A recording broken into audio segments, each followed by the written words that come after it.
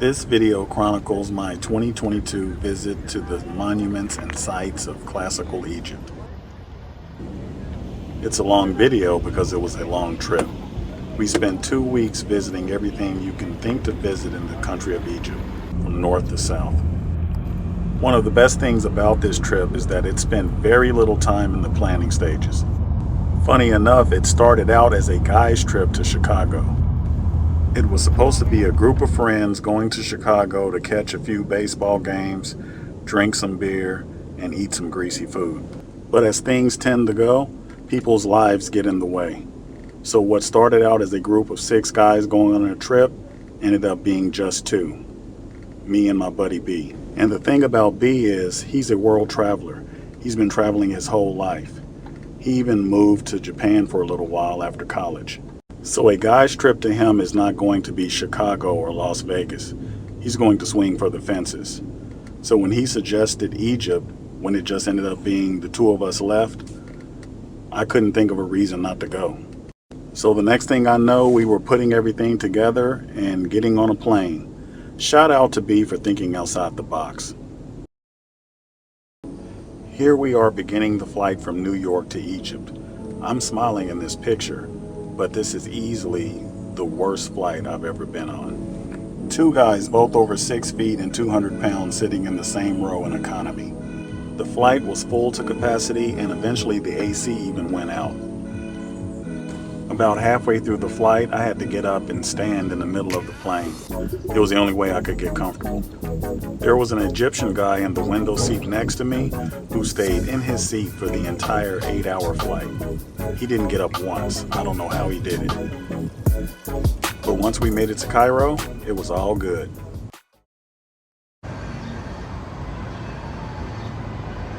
Cairo, Egypt.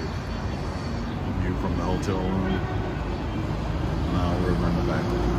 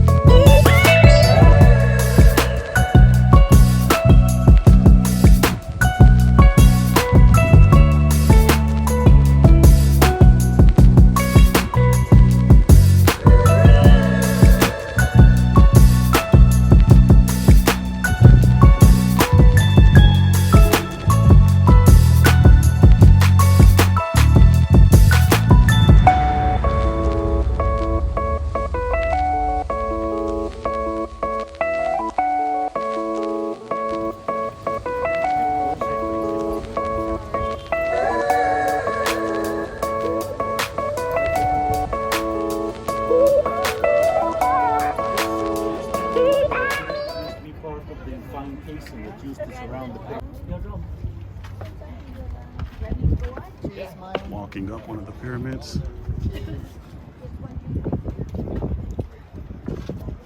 Don't push it over.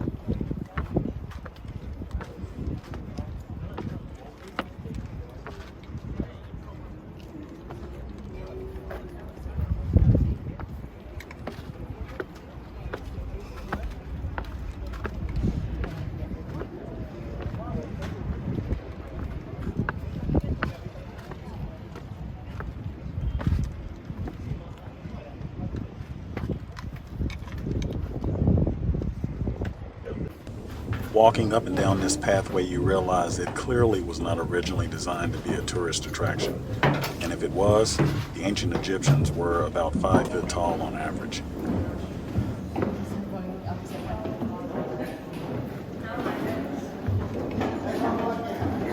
Oh, this is how we get out? Yes. The same way. That's okay.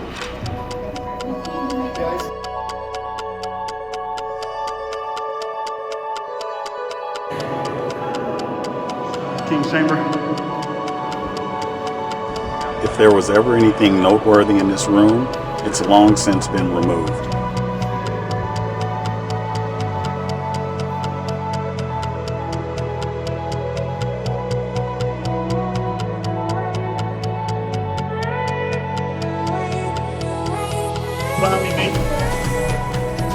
The walk back down seemed much tighter than the walk up.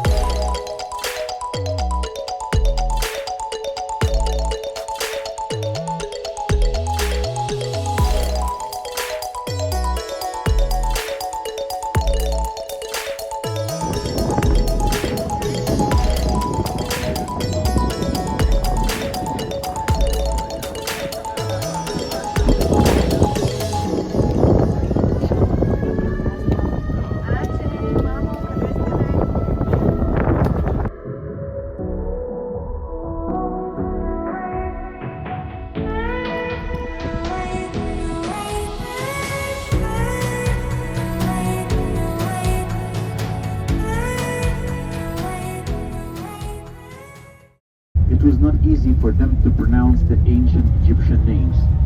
The first king was called Khufu. They said, Khufu, that's difficult, let's make it Cheops. The second king was called Khafra. Khafra, that's difficult, Kefren easier. The third king, Menkaura. Menkaura, no, that's difficult, Mykerinos easier. So Khufu, Khafra, Menkara became Cheops, Kefren, and Mykerinos. That's the Greek.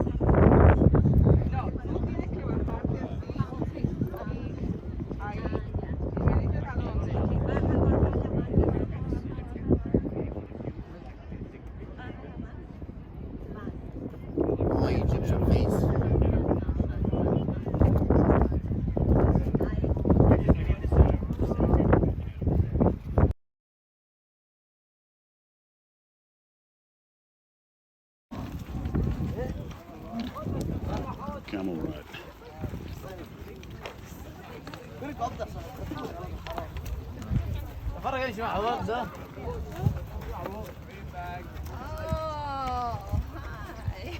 Hi, how are you? Hello.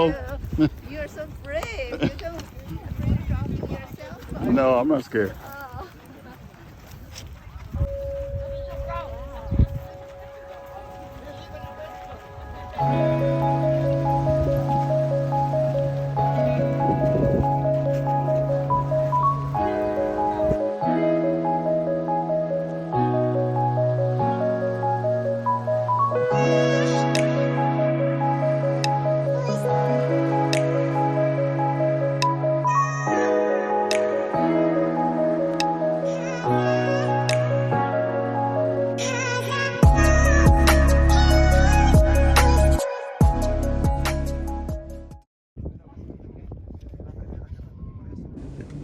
Saqqara is a village about 26 kilometers south of Giza. It was the necropolis, or burial ground, for the royalty of the ancient capital of Memphis. The step pyramid of Zoser is widely considered to be the first pyramid ever built.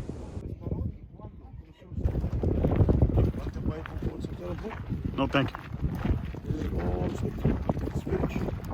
No, thank you. Want to buy scarf? No, thank you. Whenever you hear me speaking with someone off camera, it's because they were trying to sell me something. It took me a while to figure out the best bet is just to keep walking and not say anything. It's deep.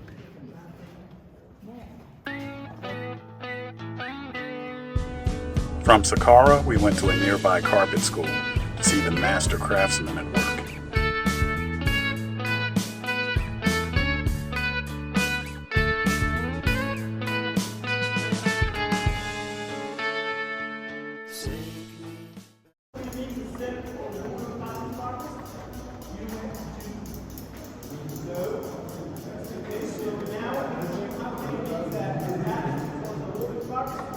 Down. After that, we cut it off. One more time, please. Slowly, please. So here it's around the left one, from inside to outside, and around the right one here, from outside to inside. Then we pull it down. After that, we cut it off like this way. Just let me do it one more time here. Let's imagine, these are the two.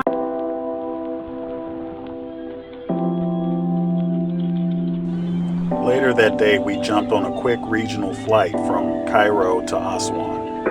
The next morning, we took a trip down to the Aswan High Dam. The dam was constructed to control the seasonal floods of the Nile River. Throughout the history of Nile civilization, the floods had been mostly a good thing for the people of Egypt. The seasonal floods would deposit sediment downstream that would fertilize the cropland in a natural way, and it was vital for their growth of crops from a year-to-year basis. However, in modern times, the seasonal flooding became a problem for the Egyptian people and needed to be controlled. So the Aswan High Dam was constructed, forming the reservoir Lake Nasser behind it and controlling all of the seasonal flooding downstream. Some of the negative effects afterwards have been that Egyptian agriculture now needs industrial fertilization for their crops on a year-to-year basis. The days of receiving natural fertilizer from the river sediments are long over. Look, there's Philae Temple in the distance. Before getting on the boat to Philae Temple, we had to run the gauntlet of the merchants. But they had some pretty cool stuff though.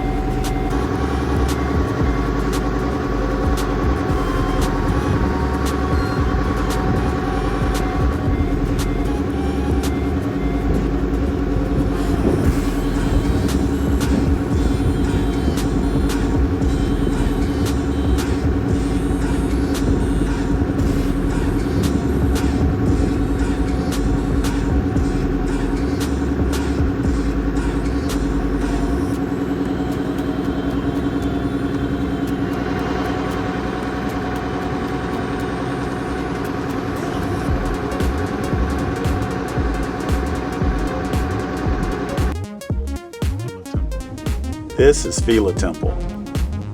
This site was actually affected by the construction of the nearby Aswan High Dam. We were told by our tour guide that this is actually not the site where the temple originally stood. Once the high dam was constructed, the original temple site would be submerged underwater. So UNESCO stepped in and launched an international competition to save the site. A plan was developed to meticulously dismantle the original temple stone by stone and then reassemble it nearby on higher ground. This project took place between 1977 and 1980. I think the end results show how committed they were to preserving this ancient temple.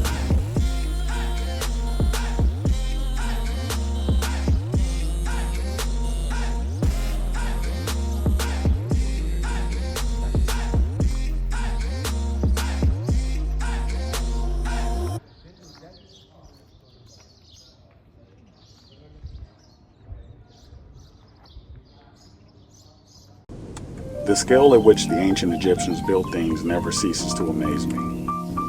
The size, the detail, and the precision is absolutely unmatched.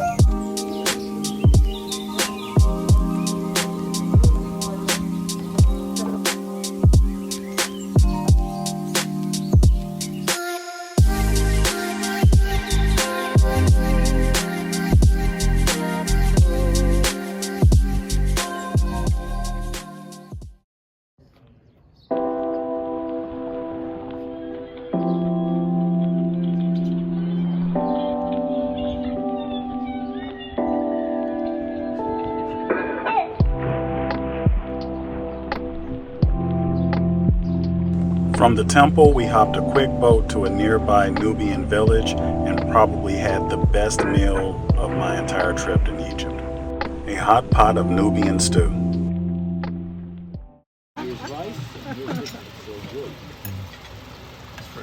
Oh, thank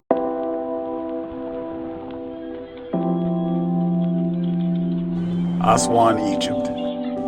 We made quick pit stops at a fragrance store as well as a glass blowing gallery.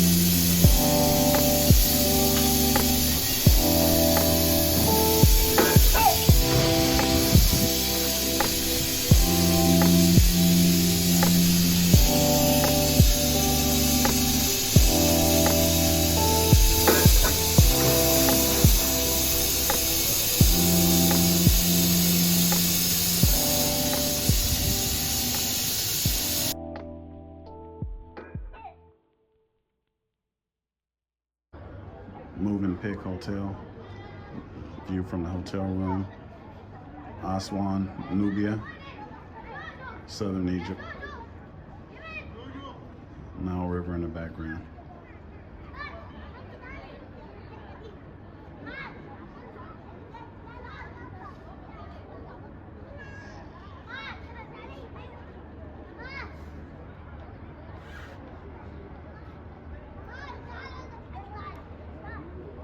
Here we are on the way to Abu Simbel.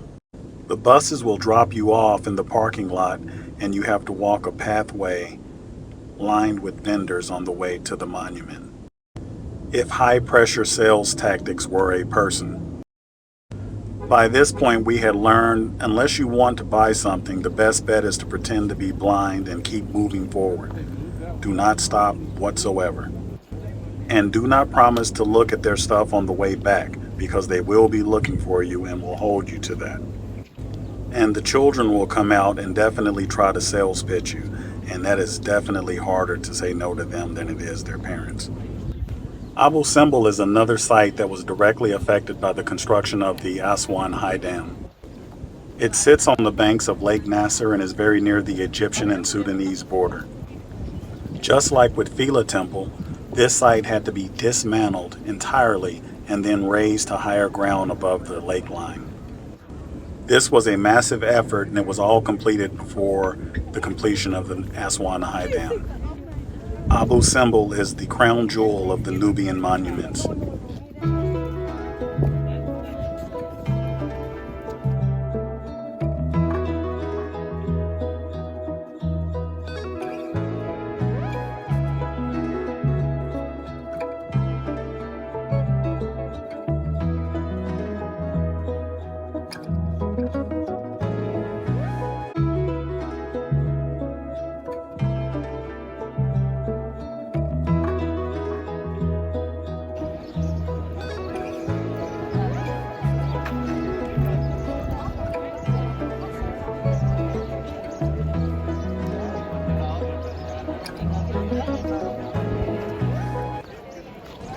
There's a big difference in temperature between the northern region of Egypt, the Cairo area, and down south in Nubia, where we were for Abu Simbel. It was definitely hot in Cairo, upper 90s, nearing 100 that time of year, which was April. But down here in Aswan, it was straight up oppressive. The day we went to visit Abu Simbel, it was well over 115 degrees. And that's Fahrenheit, by the way. So the tactic for all of the tour companies is to get all of the tourists to the monument by around 9 a.m. This is before it gets oppressively hot in the area. So if you look around, the place was definitely overrun when we first got there. But if you can stomach the heat, which we were able to do somehow, and just stick around for a little while, you can let all of the crowd start to file out once they get their selfies and take all their pictures and videos. And once everybody gets enough of the heat and starts heading back to their buses, you can have the monument basically to yourself and get some real good pictures and really get to soak it in a bit.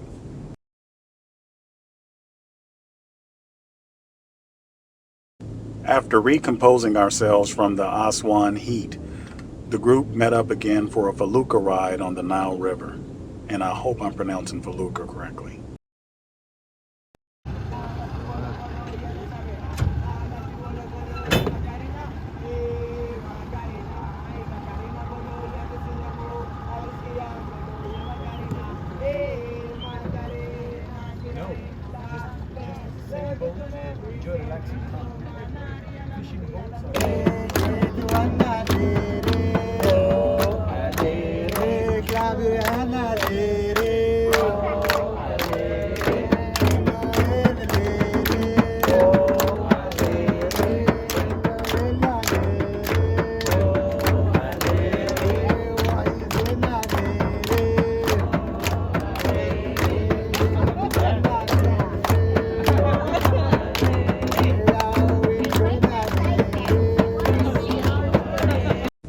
This is where I fell in love with the Nile River. It was so beautiful and so tranquil.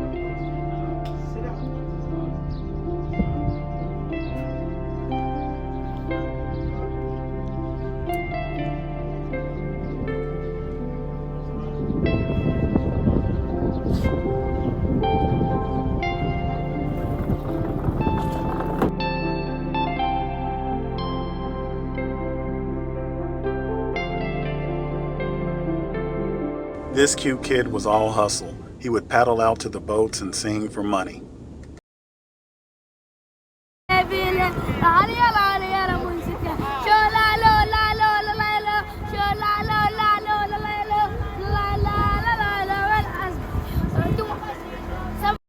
Later that day, we left Aswan and jumped on the MS Esplanade for a 3-day river cruise on the Nile.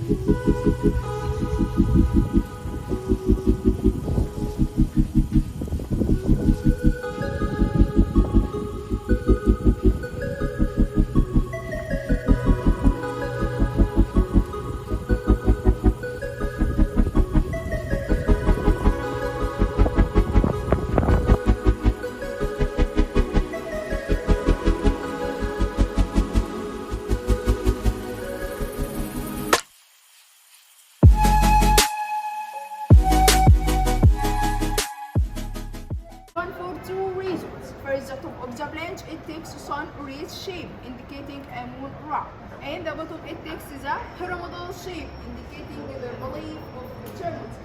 To make the planet, we will use bottom removing this external part like that. Yeah. No, that's my job. Don't worry.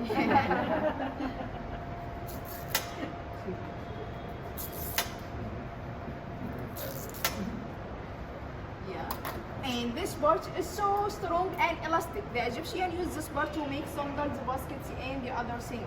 For our print, we will cut this internal part into thin slices.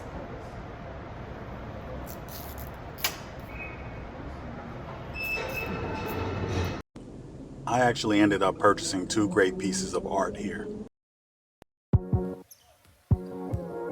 We came here to look around and maybe shop, but let's not call it shop. It's more like vigorous haggling.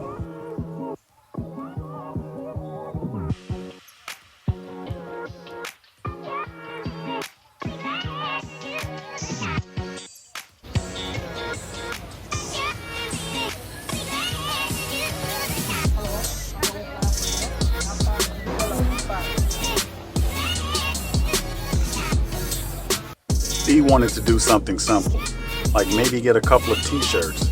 But that turned into a full court press by these two, and he just felt better walking away.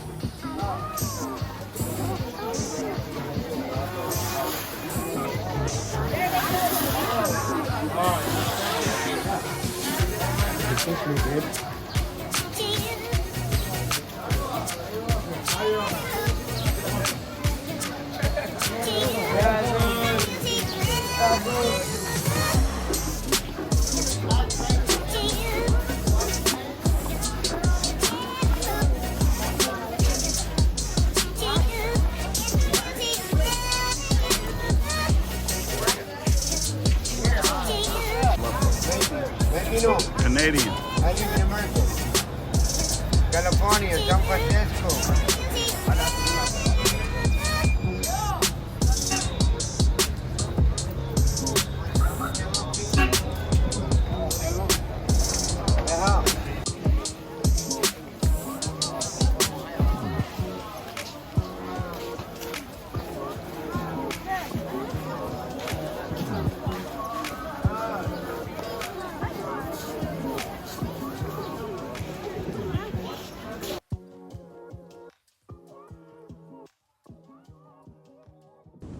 The kid tried to break me down. They have it down to a science.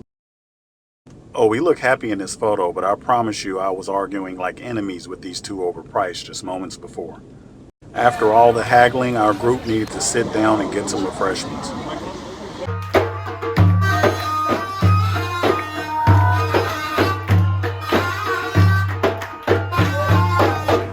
Every night was a party on the boat.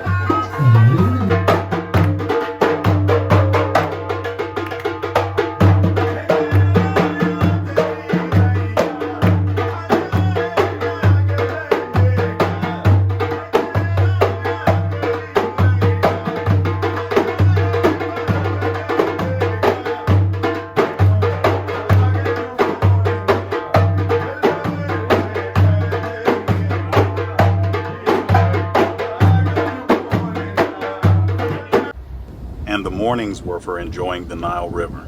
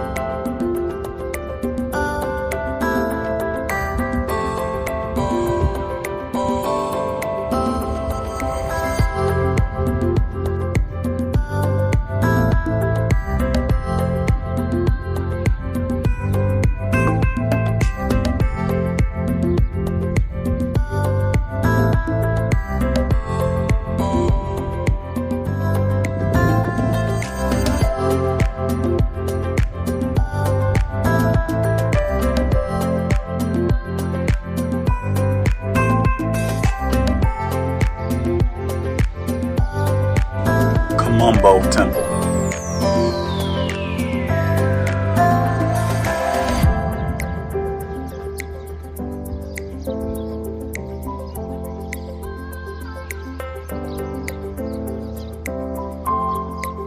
On the banks of the Nile River.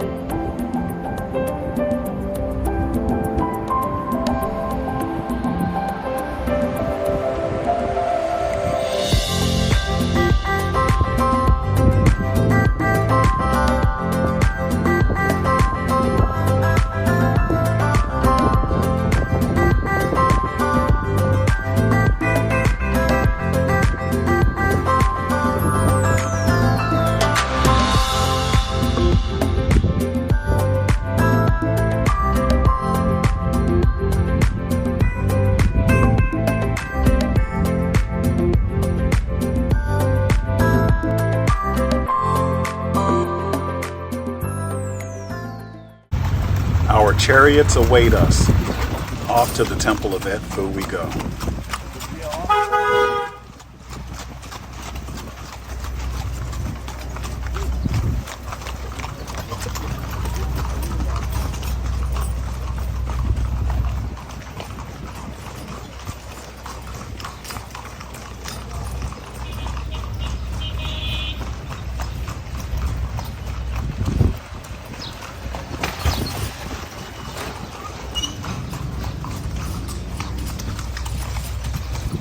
This was another excursion on our 3-day Nile River cruise.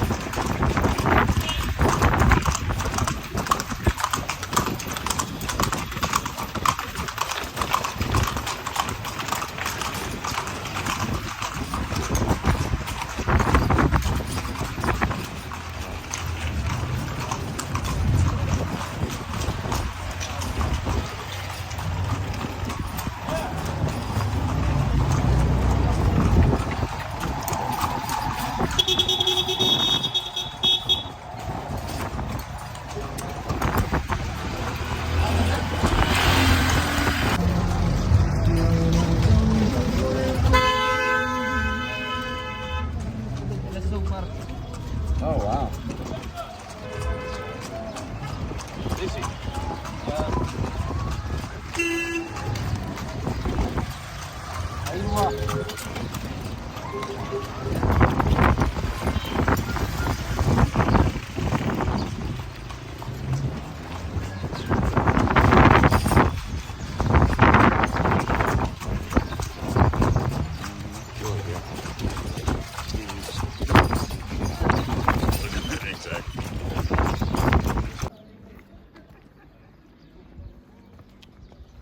This is the Temple of Horus in Edfu, dedicated to the falcon god.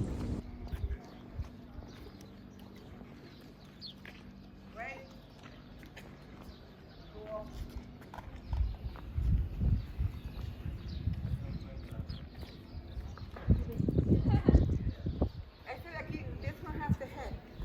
You want the one with the head?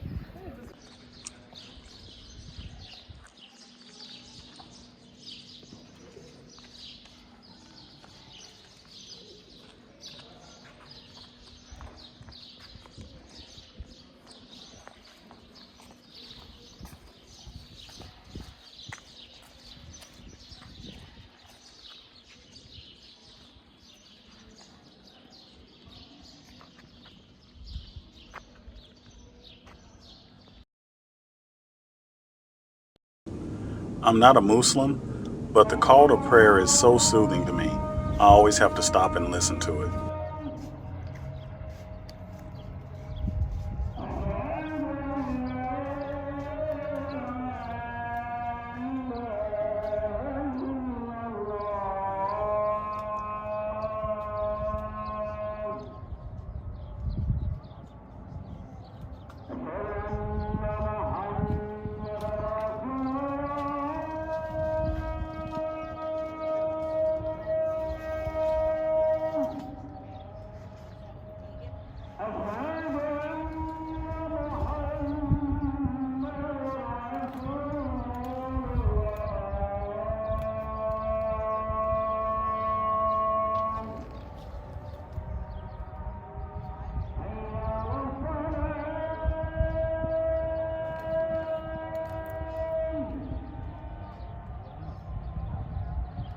حي على الصلاة حي على الفلاح قد قامت الصلاة قد قامت الصلاة الله أكبر الله أكبر لا إله إلا الله.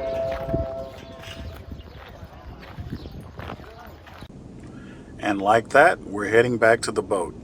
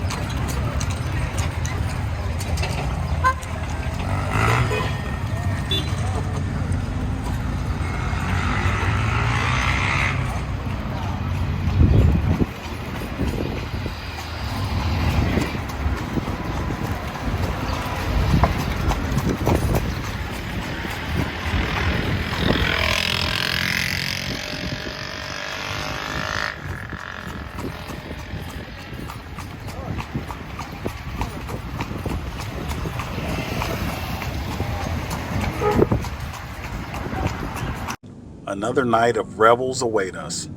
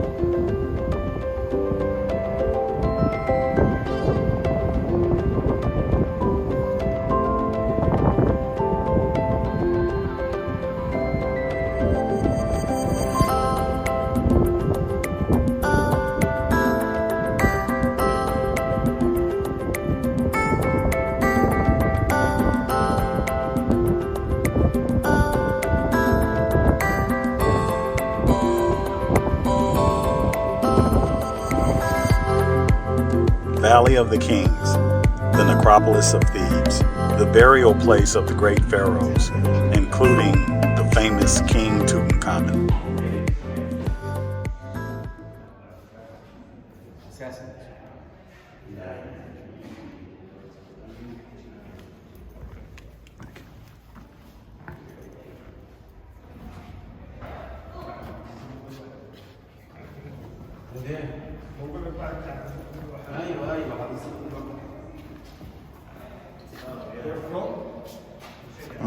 The sarcophagus granite from Aswan looking very metal. Here and down here, outside the up. Cool. Had the put here? Must here? I'm good. Thank you. Must here? Yeah, I'm good. Put حضرتك must sarcophagus.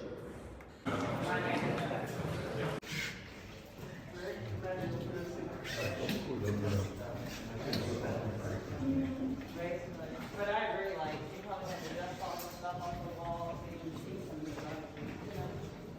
They'll probably have this one. Oh, man, I didn't know the purpose of it. The hieroglyphic art is amazing in this place.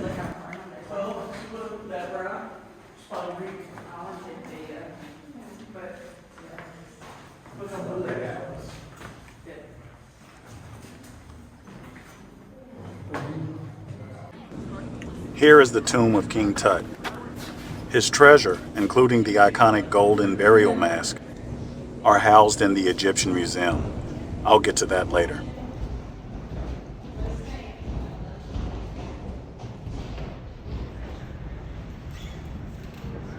This is the tomb of King Ramses VI.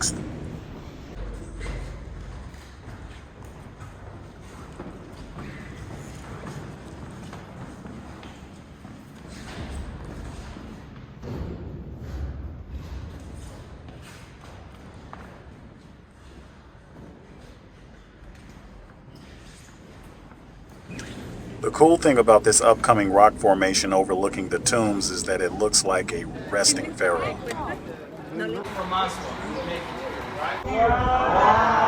Here they demonstrated the crafting of alabaster art.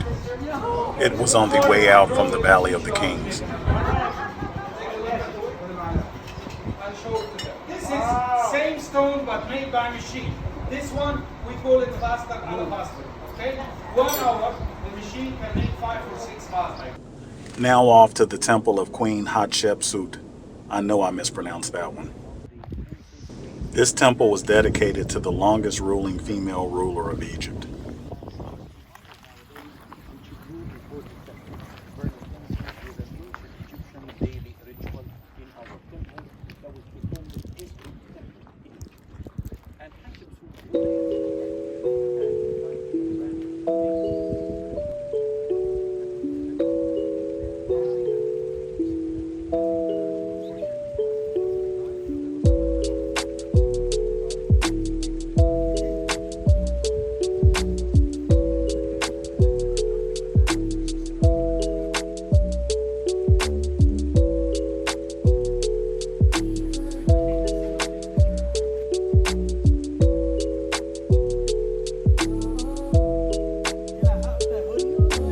Actually, it's cooling me off, man, because it's keeping the sun off the back of my neck. Yeah, it's like a personal umbrella.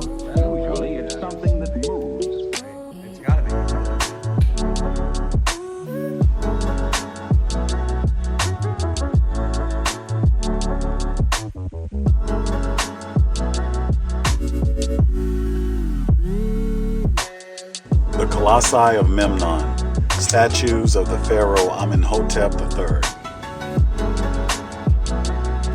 Look at the size of them.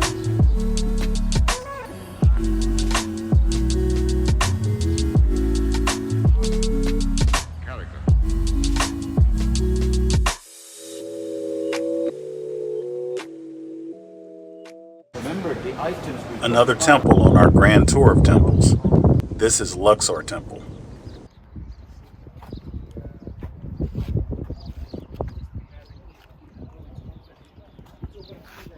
The Avenue of Sphinxes.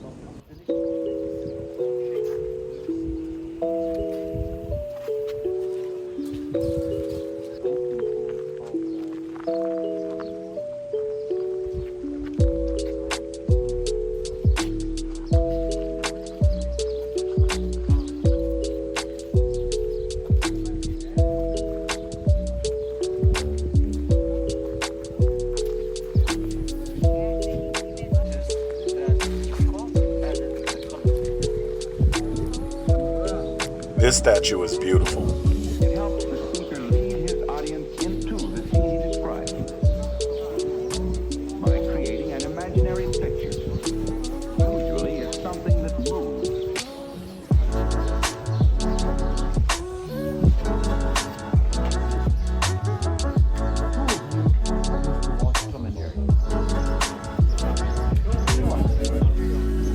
How the ancients were able to move these massive sandstone columns is truly a marvel of engineering.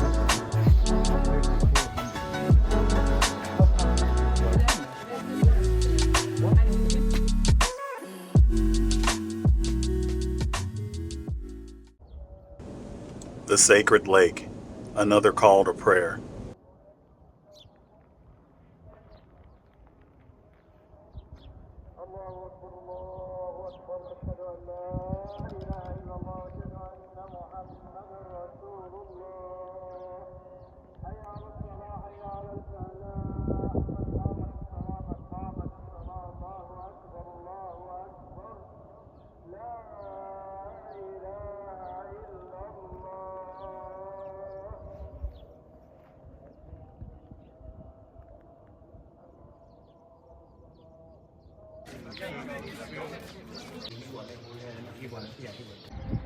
Luxor Temple.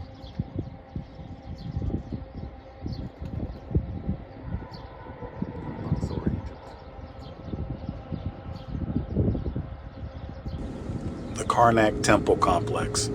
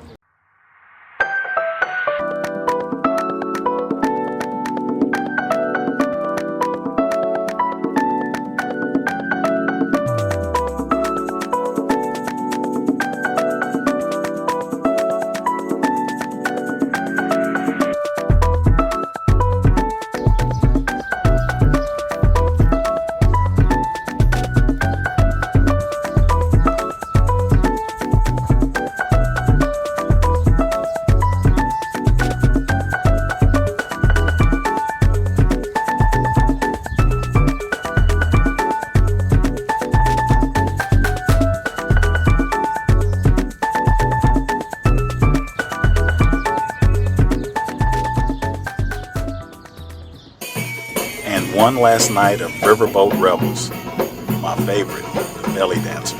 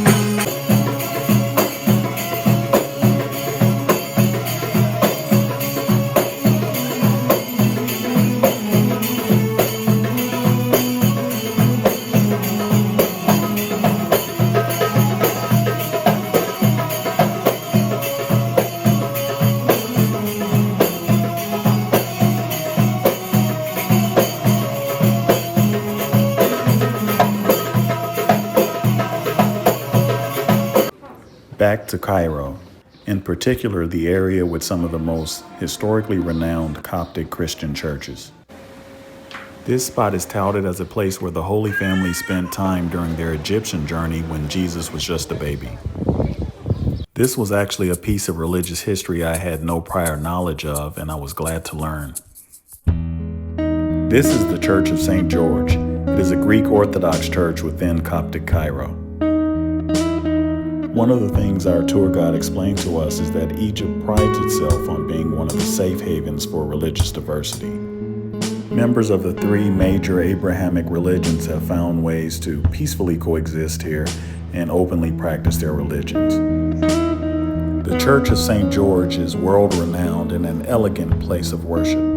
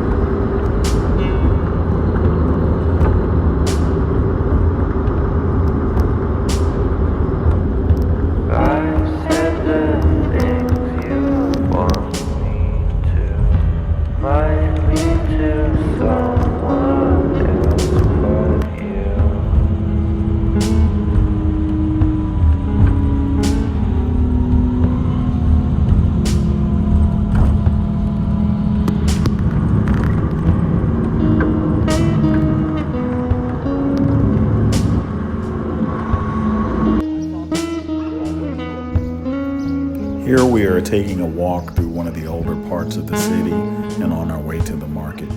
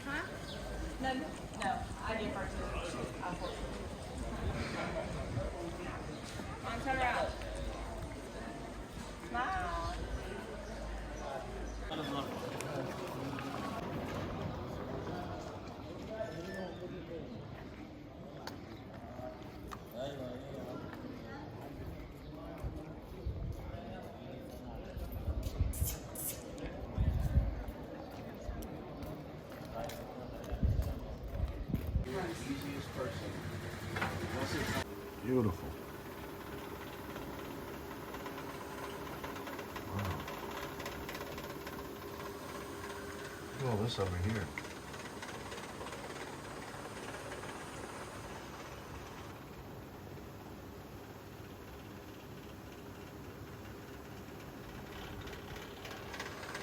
I mean, look how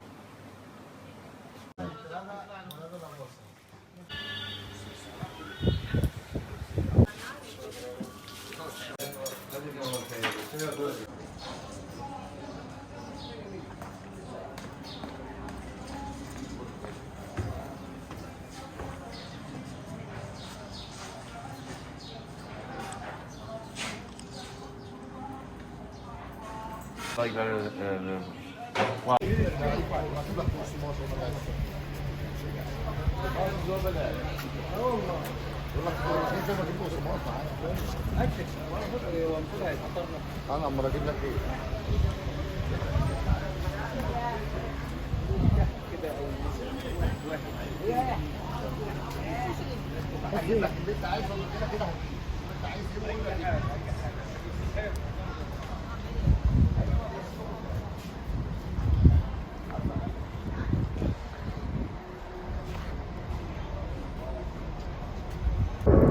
This is us on the way to the Egyptian Museum. If I have a major bone to pick about our trip to Egypt, this is where it's going to be. First of all, I'm going to say that the ancient art and statues housed in the museum are nothing less than impressive. I have a whole photo album dedicated entirely to the art in the Egyptian Museum. With that said, the most disappointing part is that none of those pictures feature any of the treasure of King Tut.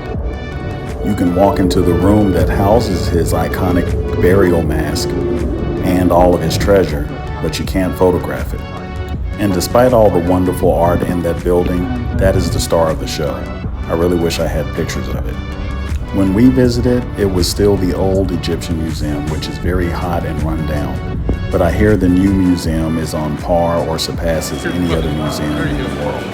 It is a world-class facility, and I wish I could have seen that one. This is the Cairo Tower, which was very near our hotel.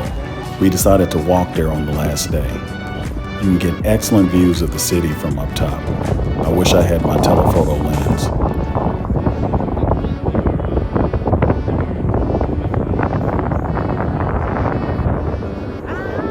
It was very hazy this day, but you could still see the pyramids way off in the distance. This was our last adventure before the flight home, which ended up being a much greater flight. We had plenty of room.